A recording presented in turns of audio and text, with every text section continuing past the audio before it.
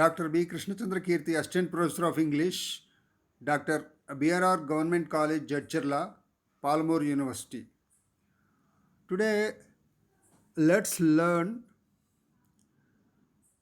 some aspects of the essay, The Fringe Benefits of Failure and the Importance of Imagination, written by J.K. Rowling. First of all, let's learn some aspects about the writer J.K. Rowling.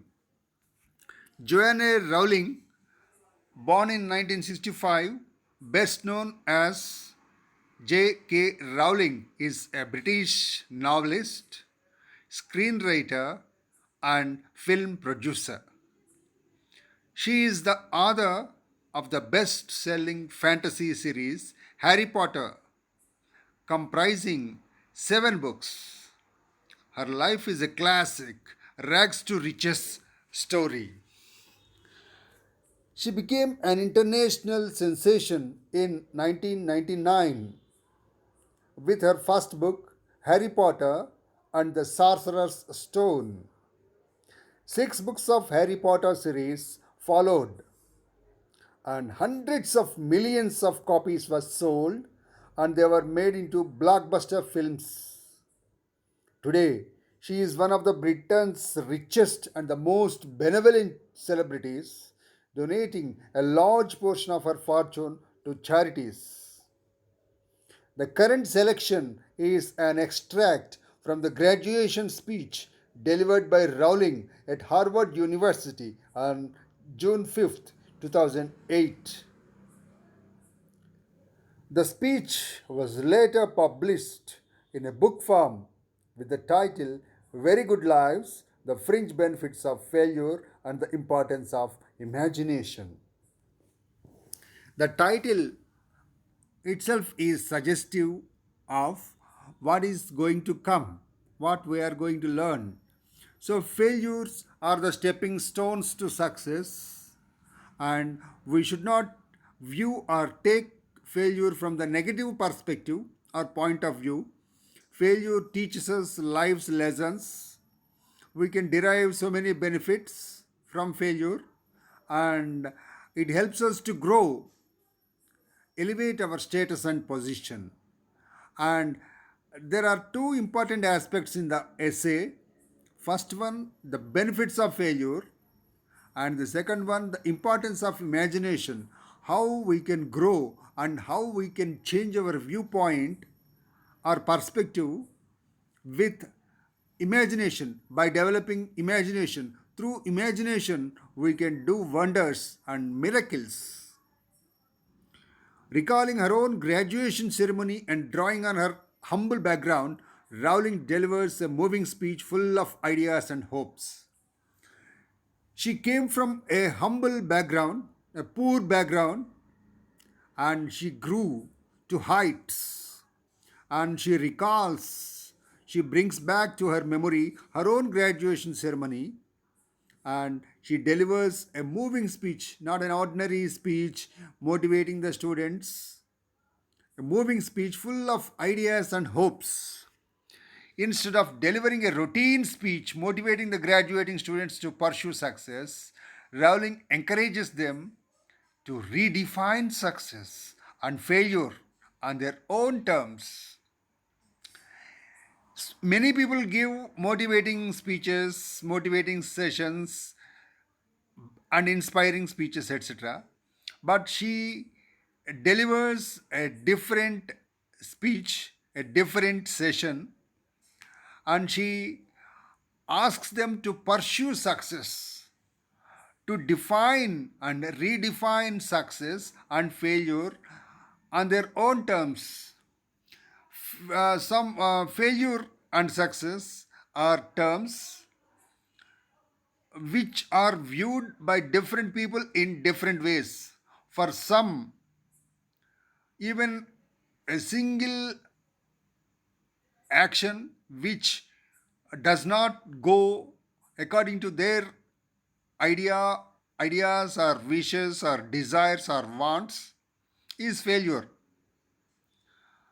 And it all depends on the idea, their view of life, and their attitude. Success also is the same thing. For some, if they get what they want, it is success. For some, earning money, becoming rich or wealthy is success. For some, reaching their goal or ambition or aspiration is success. So, whether it is big or small, it all depends on the individual attitude. Attitude is what matters. Rowling advises them not to be afraid of failure and exhorts them to use their privileged position to serve the needy. So, failure is not a negative aspect or concept, and we should come out of failure. We should grow to heights, and once we reach a position, a privileged position, a respectable position in the society, we should use such position to serve the needy, the people who expect or who deserve, who need our help. She emphasizes the importance of imagination, as it is only through imagination that one can feel the pain of others and create a better world for everyone. And the second half, or the second aspect of her speech, is keynote address for the graduation students, is imagination. How one can develop imagination, and what are the benefits of developing imagination, what we can achieve through imagination. Through imagination, one can know and feel the pain of others, and how to address the pain of others, and thereby create a better world for everyone.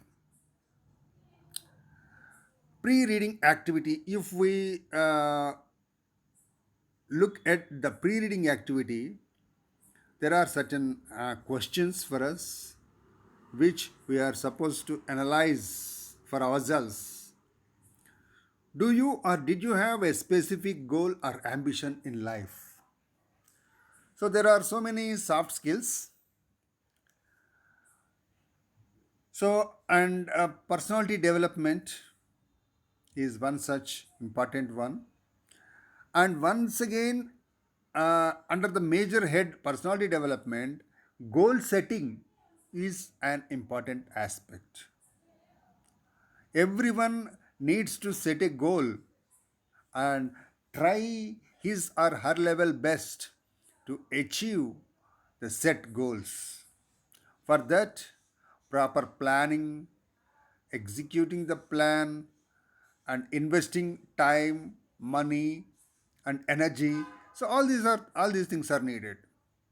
And the question is, do you or did you, that means in the past, have a specific goal or ambition in life? Everyone has to put that question to oneself, whether one has a goal or ambition in life or not.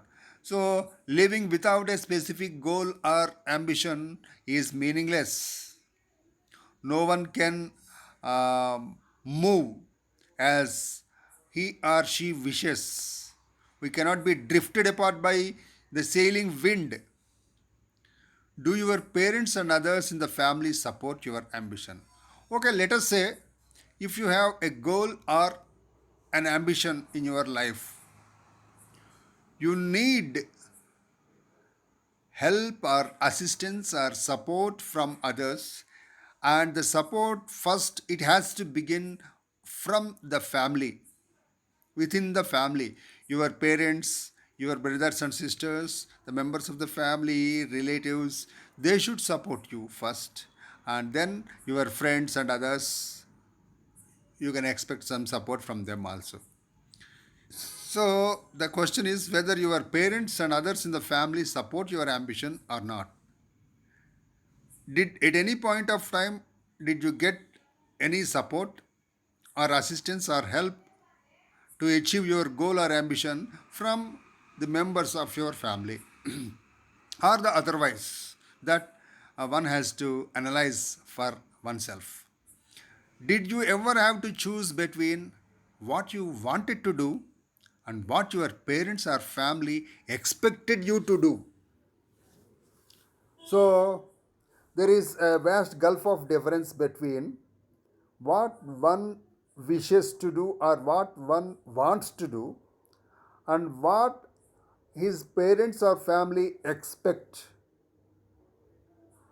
him or her to do. So, rarely we can witness a coincidence between these two domains. Our wishes and the expectations or the wishes of the family mostly will be different, and one has to experience or place himself in a dilemma, eternal dilemma. So whether to go, whether to satisfy himself, or whether to go in accordance with the wishes of the members of the family, parents or relatives or kith and kin, brothers, sisters, etc. How would you define success and what is failure to you? So, as discussed earlier, success and failure are two important terms in anyone's life, and the parameters for defining success and the parameters for defining failure are most likely to vary from person to person, from individual to individual. So, getting what one wishes, one wants is success, and not getting what one wishes or wants is failure. Whether it be big or small, doesn't matter. So, this is uh, in outline the definition of success and failure. It varies, however, and how we receive failure or success, that also matters, and that's a different aspect. Have you ever experienced failure in your life? Do you think failure is always a bad thing? So the question is, have you ever experienced failure in your life? At some point of time or other, everyone experiences failure in his or her life, whether it be big or small. The degrees may vary, but failure uh, will be inevitable. Do you think failure is always a bad thing? How should we view failure? What should be our attitude towards failure? Some view it from a negative frame of mind, and some view it from positive frame of mind or set of mind. So failure teaches us many lessons. It's not at all a bad thing. It's a it teaches us a lesson. It's an eye opener, to put it in other way. It opens our eyes. It teaches us some lessons. So it need not be a bad thing always. What life lessons can we learn from failures? Failures teach us so many lessons of life. They teach us how to be, how not to be, how we should behave, how we should not behave, do's and don'ts of our code of conduct, our professionalism in profession, at home or outside, sociability, etc. etc. Irrespective of the context, failures teach us so many lessons which we can nowhere learn, we can get nowhere. Do you know what empathy means and how it is different from sympathy? So, empathy means self love, sympathy means having or showing love for others. What do you think is the capacity that human beings have that sets them apart from other creatures. So, first of all, let us know that human beings are, man is an advanced social animal. Man is also an animal, a living creature, advanced social animal. In what way is he advanced when compared to other creatures or than others? Man has the unique feature or unique capacity to think, to love, to feel, to discriminate between good and bad. So, these are the abilities which human beings have that set them apart from other creatures.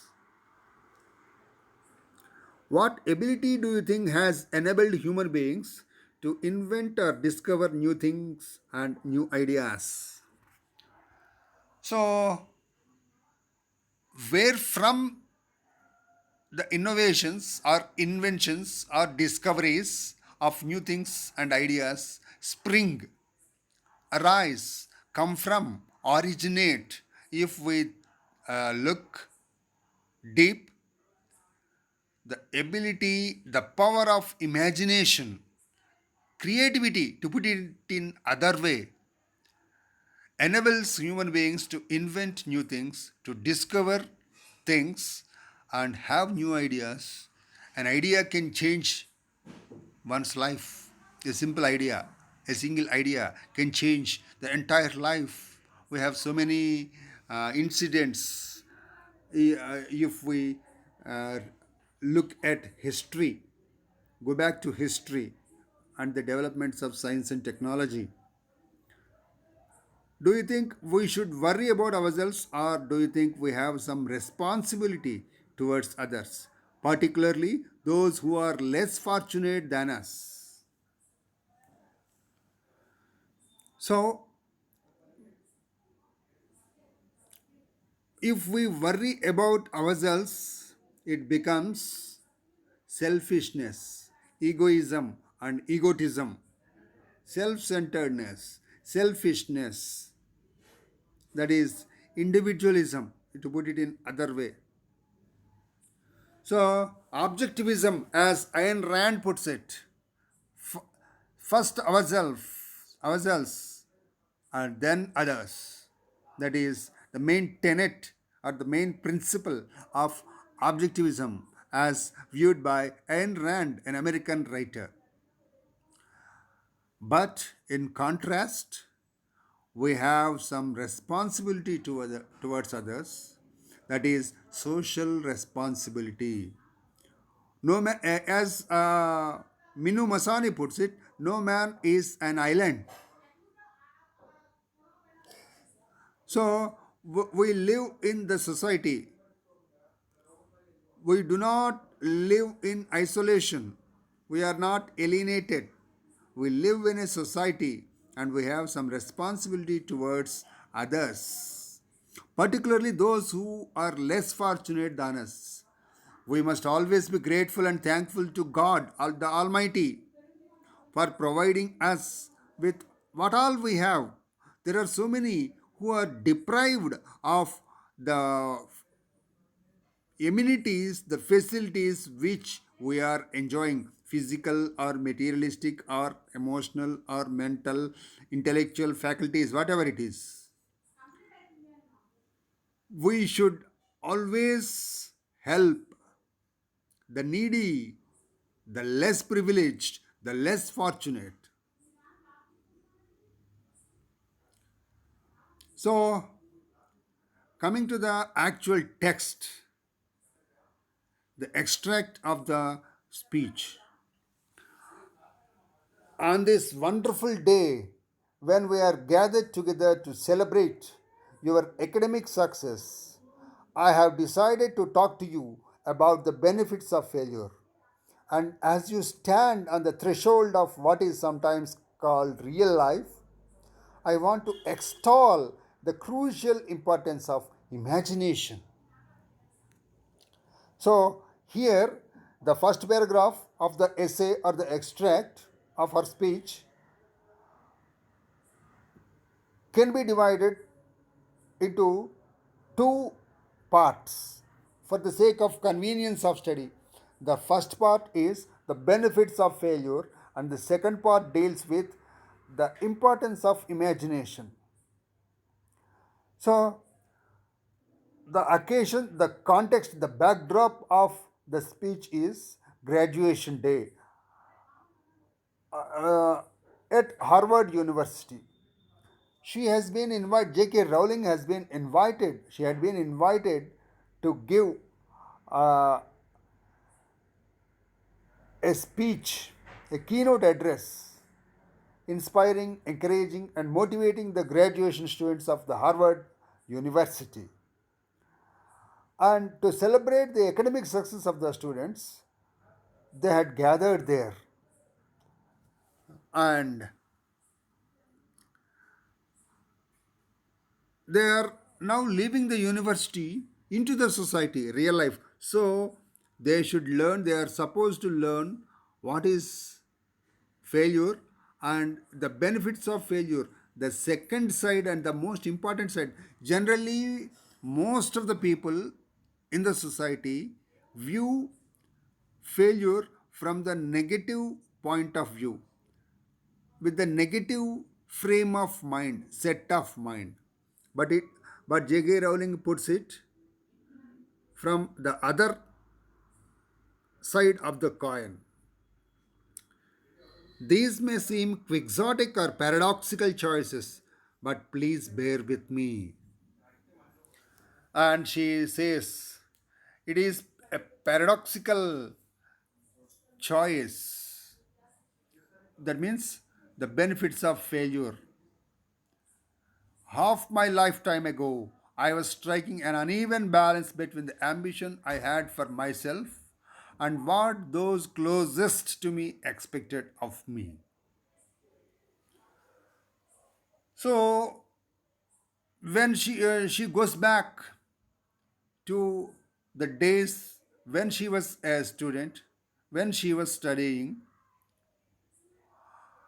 when she experienced an uneven balance between the ambition she had for herself, what she wanted to do, and what the others who are nearest and dearest to her expected of her.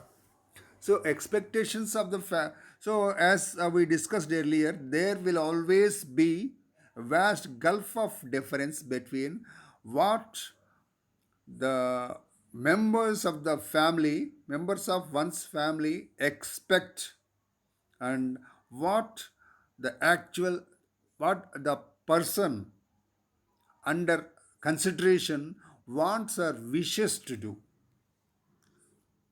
So personal and the social, we can put, or familial. I was convinced that the only thing I wanted to do ever was to write novels. However, my parents, both of whom came from impoverished backgrounds and neither of them had been to college, took the view that my overactive imagination was an amusing personal quirk that would never pay a mortgage or secure a pension. I know that the irony strikes with the force of a cartoon anvil now. So she goes back to the time when she was a student, and she wanted to do what she wanted to do, or what she was convinced that she could do, was to write novels. Writing novels was her passion. And her parents, theirs was a humble background, a poor background.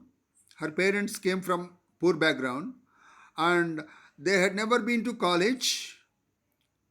They didn't have the privilege of collegiate education, higher education, and they viewed that her imagination, her overactive imagination, was strange and different, and it would not earn her anything, job or status or position or income. So they hoped that I would take a vocational degree. I wanted to study English literature. So the parents of J.K. Rowling wanted her to take a vocational degree, whereas she wanted to study English literature. A compromise was reached that, in retrospect, satisfied nobody, and I went up to study modern language. So, a compromise was struck, and she started studying modern languages. Hardly had my parents' ear rounded at the end of the road than I ditched German and scuttled off down the classics corridor. So she started studying classics.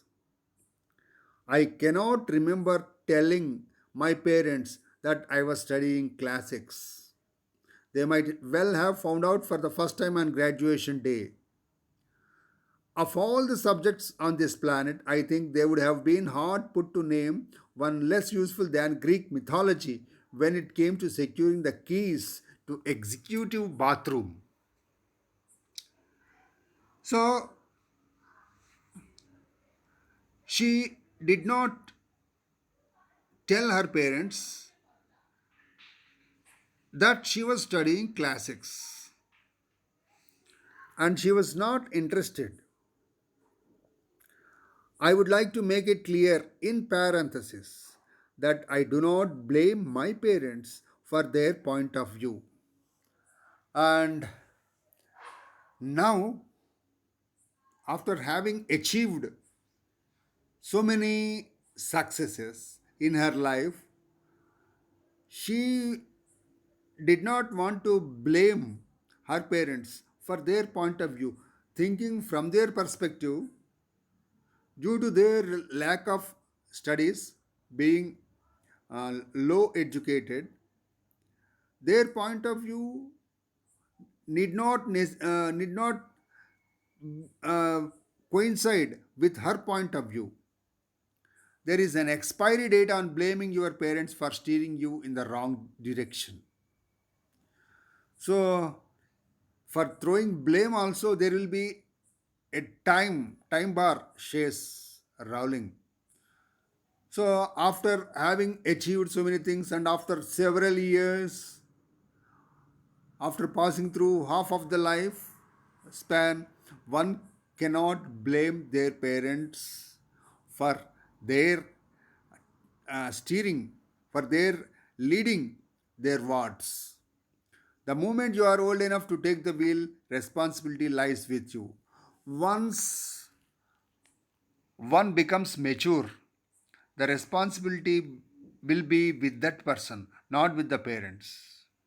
What is more, I cannot criticize my parents for hoping that I would never experience poverty.